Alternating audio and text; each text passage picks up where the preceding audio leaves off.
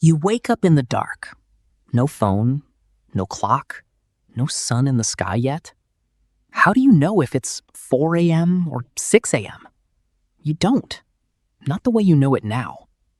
For most of human history, nobody could just glance at a wall and know the time. There was no wall. There was no clock. And yet, somehow, humans still hunted at the right hour, still gathered at the right season, still knew, almost instinctively, when to move and when to wait. So how did they do it? Before there were tools, there was you. Your body, your hunger, your tiredness. Ancient humans didn't need a device to tell them it was morning. Their body already knew. Light hits your eyes, and something deep in your brain, a tiny cluster of cells behind your forehead, starts a chemical countdown. Scientists call it the circadian rhythm today. Back then, it was just life. You woke when light came. You slowed down when it left.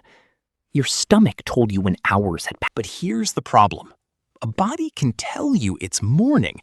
It can't tell you it's 8:47 a.m.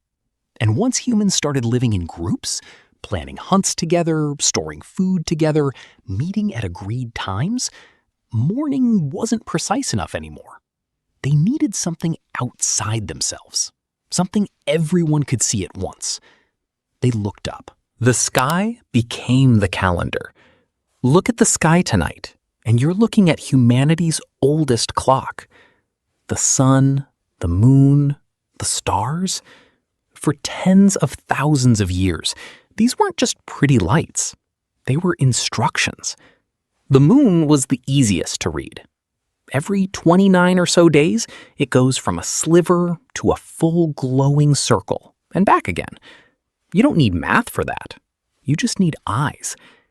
Many early cultures counted time in moons, not months.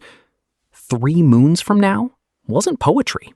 It was a real appointment. Then came the stars. Certain constellations only appear at certain times of year. Ancient hunters and farmers noticed this. When one particular star cluster rose just before dawn, it meant floods were coming. Or it meant it was time to plant. Or time to migrate. This is where it gets wild. Long before writing existed, humans were already building giant stone structures just to track this. Sites like Stonehenge in England line up with the sunrise on the summer solstice, almost perfectly. Structures in ancient Egypt were built to align with specific stars. These weren't random rocks. They were calendars, just built from stone instead of paper. Think about that. People with no written language were engineering monuments accurate enough to predict a sunrise thousands of years into the future. That's not superstition. That's astronomy, carved in stone by people we like to call primitive. The shadow that could count hours. But what about the hours in between? For that, ancient humans turned to something even simpler. A shadow. Stick a pole in the ground. Watch its shadow move as the sun crosses the sky. Short shadow, high sun, that's midday. Long shadow stretching east, that's early morning. Long shadow stretching west, evening is coming. This simple idea became the sundial. The Egyptians were using shadow clocks over 3,000 years ago. Some split daylight into 12 equal parts using nothing but a shadow and a marked surface. For the first time, time wasn't just a feeling. It was something you could point at. But sundials had one obvious flaw. No sun, no clock. Cloudy day? Useless. Nighttime? Useless. And humans needed to track time even in the dark. For religious rituals, for night watches, for knowing how long a task had taken. So they built something that didn't need the sky at all. Water, fire, and sand. The first machines. If the sun wouldn't cooperate, ancient humans found other things that would. Water was one of the earliest solutions. The Egyptians, and later the Greeks, built devices called water clocks.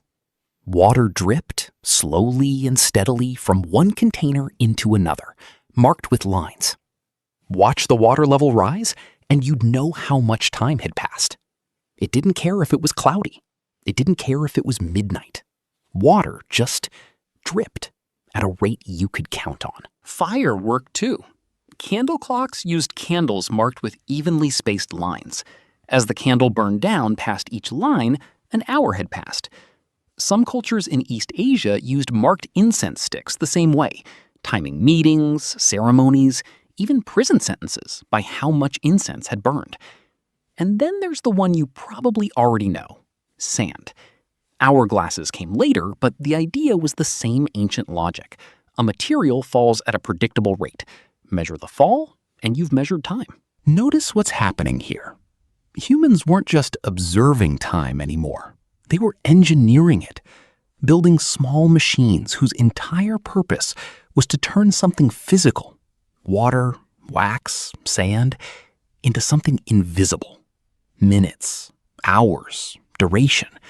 That's an enormous... Here's the part people miss. This wasn't just about convenience. Timekeeping decided who survived and who didn't.